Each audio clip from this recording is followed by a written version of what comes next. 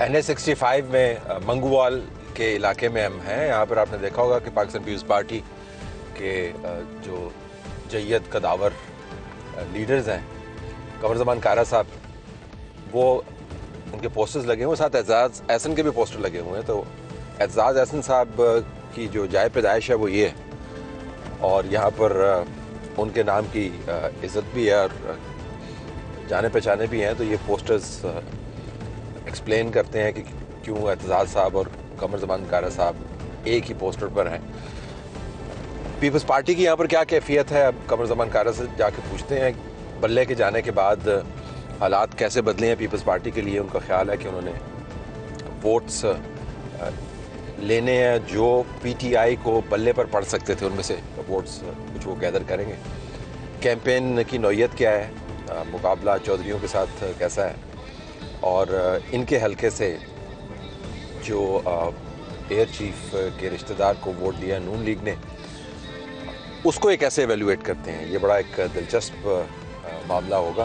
Peoples party ने जो अपना मंशूर यहाँ पर दिया हुआ है, जिसको कारा साहब हर जगह पर दोहराते हैं, और उनके दूसरे जो बराबर वाली सीटों के ऊपर मेंबरान हैं जिन्होंने कैंपेन शुरू की है, उसके अंदर मजदूर के लिए, किसान के लिए स्पेशल कार्ड्स, मुफ्त तालीम, हॉस्पिटल्स, इंटरेस्ट फ्री कर्जे स्टूडेंट्स के लिए, और 20 और चीज़ें हैं।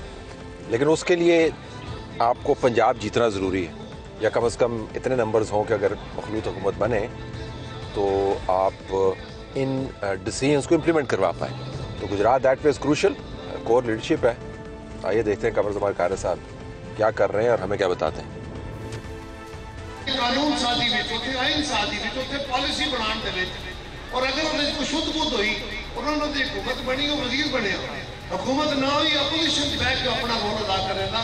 कदे सोचा कि अलियत के यदि काबिलियत के है, ये बंदा अगर माजी विच रहा है तो इन्हें क्या किया, यदि क्या खिदमत किसी मैंबर के दो बड़ी ड्यूटियां होंगी। पहली ड्यूटी होती है कि जिस काम लिए असं असैम्बलियां भेजने, क्या उत्थे जाके वो कानून साजी में हिस्सा लेता, क्या असैम्बली प्रोसीडिंग बहता है, अगर वो वजीर बनता है तो क्या ईमानदारी अपनी वजारत चलाता है, क्या पाकिस्तान की पॉलिसी बनाने के कोई रोल होता है। कदे गौर करे जे अद्धे तो ज्यादा मैंबर जो भेजने असैम्बलियां, वो 5-5 साल असैम्बलियां बैठे रहते हैं, एक लफ्ज अदा नहीं करते। बड़ी मेहरबानी जी, आपने बड़ी जानदार तकरीर की, और मैं तो आपकी उर्दू का मद्दाह था, आपने पंजाबी में बड़ी ज़बरदस्त तकरीर की, बड़ा आपने पूरा अपना एजेंडा बताया। लेकिन पहले आप ज़रा अपने हलकों की कैफियत बता देना। आपके दूसरे हल्के के MNA के कैंडिडेट भी हैं, ये सूबाई असम्बली के ऊपर है। असम्बली तो कैसा लग रहा है आपका अपना एरिया जो है गुजरात? तलत साहब, गुजरात में हमारी पार्टी की सूरत हाल के लिए हमारे लिए काफ़ी मसाइल भी हैं, इसमें कोई शक नहीं है। कई हलकों के अंदर हमारे पास उस तरह प्रॉपर कैंडिडेट तो नहीं है, लेकिन ये बिल्कुल मैं आपको तसल्ली से कह रहा हूँ कि इस इलेक्शन के अंदर, पिछले 2 इलेक्शंस में हमें काफ़ी मुश्किलात थी लोगों के अंदर जाते हुए, सवाल उठाते हुए, वोट मांगते हुए। इस दफ़ा बहुत तब्दील सूरत है, लोग हमारी बात सुन रहे हैं, लोग हमारे साथ ज्वाइन कर रहे हैं, और जो लोग हमसे नाराज़ होकर दूसरी जमातों में चले गए थे, मैं आपको तसल्ली से कह रहा हूँ कि वो लोग थोड़ी सी कोशिश से वापस तशरीफ़ ला रहे हैं, और उनको अपने माजी के रवैयों पे एहसास हुआ है।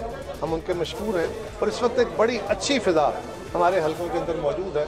इलेक्शन में फाइनल रिजल्ट क्या आएगा वो तो अभी कैंपेन के, लेकिन आपकी जमात को ये एडवांटेज है कि आपकी टॉप लीडरशिप ने, बिलावल भुट्टो ज़रदारी ने पंजाब, सेंट्रल पंजाब से कैंपेन का सबसे पहले आगाज़ किया।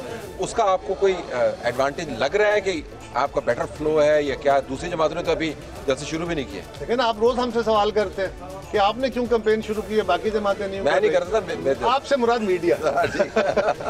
तो रोज़ सवाल होते हैं। तो हमने तो बहुत दिनों से ये कैंपेन शुरू की थी, और यकीनन 27 दिसंबर को बीबी शहीद की बरसी पे वहाँ पे अपना एजेंडा अनफोल्ड किया था चेयरमैन साहब ने, और उसके बाद लाहौर में उन्होंने अपनी जो नया इलेक्शन लड़ने का जहाँ से फैसला किया है, तो वहाँ से उन्होंने अपने मैनिफेस्टो का ऐलान किया है। आज हम उस मैनिफेस्टो को लोगों के पास लेके जा रहे हैं, और उसमें तकरीबन पाकिस्तान के हर तबका फ़िक्र के लिए, हर तबके के लिए वहाँ पे इमदाद मौजूद है, सपोर्ट मौजूद है। और हमें यकीन है कि पाकिस्तान के लोग पाकिस्तान पीपल्स पार्टी को ज़रूर सुनेंगे, और इसकी माजी की तरह खिदमात को ये ज़रूर जांचेंगे कि हमने जो वादे किए थे माजी में वो पूरे करने की कोशिश की है। मैं बिल्कुल इस बात का इकरार करने को तैयार हूँ कि हम 50%, 60%, 70% जो प्रॉमिसेस थे उनको फुलफिल किया है, आइंदा भी इंशाल्लाह। और हमारा फोकस जो है ना जी तलत साहब पीपल्स पार्टी का, शहीद जुल्फ़िकार अली भुट्टो से लेके आज तक, हमारा है आम आदमी। आम आदमी की ज़िंदगी में तब्दीली लाने के लिए आप उसको सपोर्ट फराहम करेंगे, वहाँ खुशहाली आएगी तो वो बाज़ार आबाद होंगे, दुकान आबाद होगी, दुकानें आबाद होंगी तो फैक्ट्रियाँ आबाद होंगी, ये चेन इफेक्ट ऊपर जाएगा। किसान खुशहाल होगा, पाकिस्तान खुशहाल होगा, पाकिस्तान एक्सपोर्ट बढ़ा सकेगा, अपनी इंपोर्ट्स को कम कर सकेगा। और लोगों की ज़िंदगी में, आम आदमी की ज़िंदगी में सबसे पहले फोकस है कि वो बेहतरी आए। फ्रंटल अटैक है आपकी क़यादत की तरफ से नून लीग के ऊपर पंजाब के अंदर गढ़ में खड़े होकर। ऐसी है कि मियां नवाज शरीफ जो है वो सिंध के अंदर जाए और लड़काना में खड़े होकर भुट्टो के ऊपर अटैक करें। कोई इलाका किसी के लिए मखसूस नहीं है, लेकिन एक अपना स्ट्रॉन्ग पॉइंट होता है। तो अभी जो कैंपेन आप लोग चलाएंगे, एजेंडा तो आपने बताया, मैंने सुना मुफस्सल एजेंडा है, मजदूर का, किसान का, क्लर्क का, टीचर का, बिजनेसमैन का, लेकिन कैंपेन का स्लोगन क्या है? आप टारगेट क्या है आपका? यही स्लोगन है, यही स्लोगन है, यही स्लोगन है कि इस मुल्क के नौजवानों को, इस मुल्क के लोगों को ये समझना होगा कि आज बिलावल भुट्टो जो एजेंडा लेके चला है उस एजेंडे का एग्जामिन करें, बिलावल भुट्टो की अपनी कारकर्दगी को चेक करें। अगर उन्होंने, जिस दिन वो वज़ीर ख़ारजा बने थे, बहुत ठट्ठे उठाए गए थे कि ये नौजवान आदमी हैं, तजर्बा नहीं है, फलान है, फिर उन्होंने अपनी परफॉर्मेंस से साबित किया और अपने नाकदीन के मुंह बंद किए और दुनिया ने अप्रिशिएट किया कि उन्होंने मुश्किल तरीन हालात में पाकिस्तान का बेहतरीन मुकदमा पेश किया। डेवलपमेंट वाला बयानिया लेके जाएंगे आप? सर, हम अवाम की बेहतरी और डेवलपमेंट वाला बयानिया लेके और दुनिया में बेहतर खारजा पॉलिसी का बयानिया लेके, हमारे पास वो माजी है जिसमें हमने इवन माजी करीब में जब हमारी हुकूमत आई थी 2008 से 13, हम उस वक्त भी डेफिसिट में थे।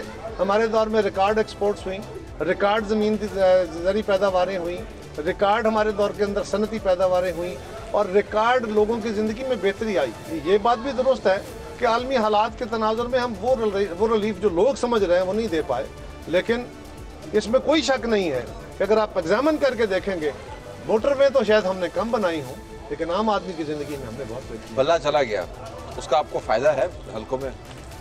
गलत साहब, मुझे फ़ायदा नुकसान की तो बात नहीं है, छोड़े उसको, तो मैं उस पर क्या बात करूँ। लेकिन एक बात ज़रूर है, मुझे अफसोस है, एक पॉलिटिकल कारकुन के तौर पे अफसोस है, इमरान खान साहब ने अपनी जमात के लिए, अपने लिए ये खड्डे खोदे हैं और इन खड्डों से पाकिस्तान की सियासत और हमारा पूरा सियासी निज़ाम इस वक्त झटके खा रहा है, गैर यकीनी का शिकार है। ये पता नहीं हम कब तक इस अमल का शिकार रहेंगे या इसके असरात से निपटते रहेंगे, तो ये अफसोसनाक है। उन्होंने अपने लिए भी मसाइल खड़े किए हैं पाकिस्तान के लोगों के। आपका कंपेटिटर कौन है? नून लीग है, चौधरीज हैं, कौन है आपका मेन कंपटीशन? कौन मेरे कंपेटिटर्स में जी नून लीग भी है और आज़ाद मेंबरान भी हैं।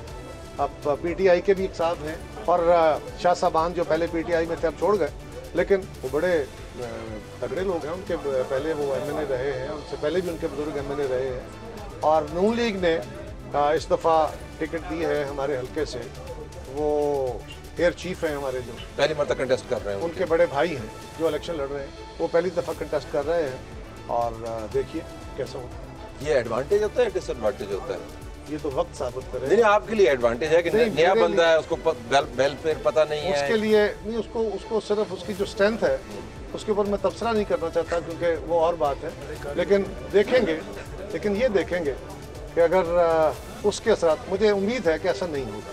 मुझे अपने इदारों से उम्मीद है कि ये ट्रांसपेरेंसी, ये फेयरनेस अपनी जगह कायम रहेगी और अगर ये हुआ तो फिर आप भी देखेंगे, मैं भी देखेंगे। Thank you very much.